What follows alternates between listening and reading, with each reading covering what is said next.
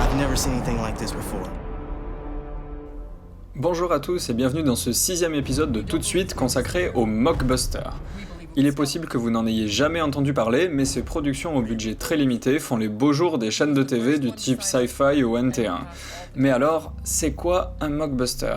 Atlantic Rim, Transmorphers, Sunday School Musical ou encore Des serpents dans le train, voilà des titres de mockbusters. Et si vous avez pu y voir des ressemblances avec des films à gros budget, sachez que vous venez de comprendre le principe de ces mockbusters. Ces films, qui sortent le plus souvent avant les films dont ils s'inspirent, sont produits avec peu de moyens dans le but de surfer sur la notoriété d'un blockbuster à venir. Ils ne bénéficient jamais d'une diffusion au cinéma et sont destinés au marché vidéo et télé. Ces films sont objectivement mal réalisés et les acteurs sont souvent en roue libre.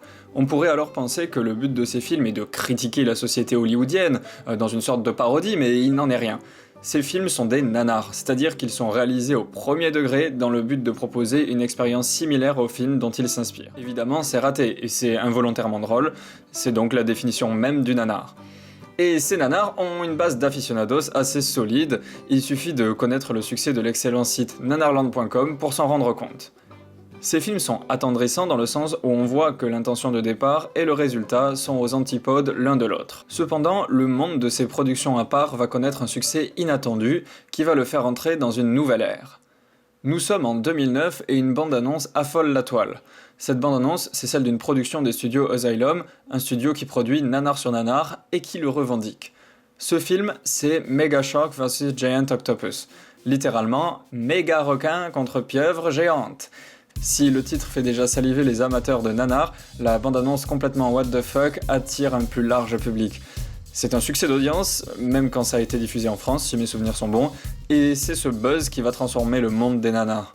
Asylum a compris que plus c'était débile, plus ça plaisait. Les intentions pour faire leur production ont alors changé, le côté maladroit de leur film est maintenant volontaire.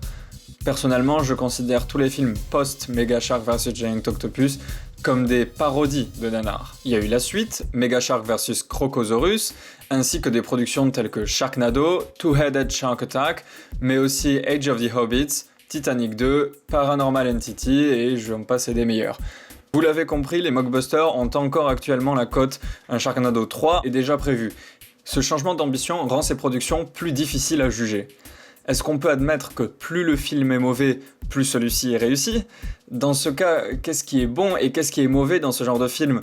Est-ce qu'un bon acteur peut être jugé mauvais dans une production Asylum ? Est-ce que des effets spéciaux à la hauteur des productions d'Hollywood seraient jugés décevants ? Une chose est sûre, si leur succès venait à grandir, les grands studios américains les traîneraient en justice et les empêcheraient de sortir leurs films pour raison de plagiat, comme ce fut le cas pour Age of the Hobbits. Personnellement, j'ai principalement vu des extraits de ces films, et je dois admettre que beaucoup me font rire. J'ai vu en intégralité Mega Shark vs Giant Octopus, et je m'y suis ennuyé ferme. Mis à part ce qu'on voit dans la bande-annonce, le reste ne sont que des dialogues inintéressants et pas assez débiles pour faire rire. Pour conclure, je voulais à travers cet épisode vous ouvrir la voie vers un pan du cinéma encore majoritairement méconnu, mais qui tend à se démocratiser avec les années, en grande partie grâce ou à cause d'internet. Qui ne s'est jamais trouvé happé par un téléfilm sur NRJ12 tellement mauvais qu'il en est impossible d'en décrocher les yeux. Certaines personnes organisent même des soirées nanar entre amis. Alors si vous êtes fan de cinéma ou que vous voulez mieux l'appréhender, je ne peux que vous conseiller d'en regarder. En effet, ces films sont un manifeste de tout ce qu'il ne faut pas faire dans un film. Vous apprendrez énormément sur les fautes de raccord, les problèmes de doublage à éviter, et surtout, vous vous rendrez mieux compte du travail que la mise en place d'un tournage réussi nécessite. Oui les amis, je vous le dis, se confronter au mauvais, c'est peut-être meilleur que vous ne le pensez. Alors c'est tout pour aujourd'hui, et je voulais vous remercier d'être de plus en plus nombreux à vous abonner à cette chaîne. En ce début d'année, ça fait chaud au cœur. N'hésitez pas à partager cet épisode s'il vous a plu. Quant à moi, je vous dis bonne année, et à la semaine prochaine. Philippe! Je sais où tu te caches! Viens ici que je te bute, enculé! Ta gueule! Viens ici, sale enculé! Salaud! Vas-y!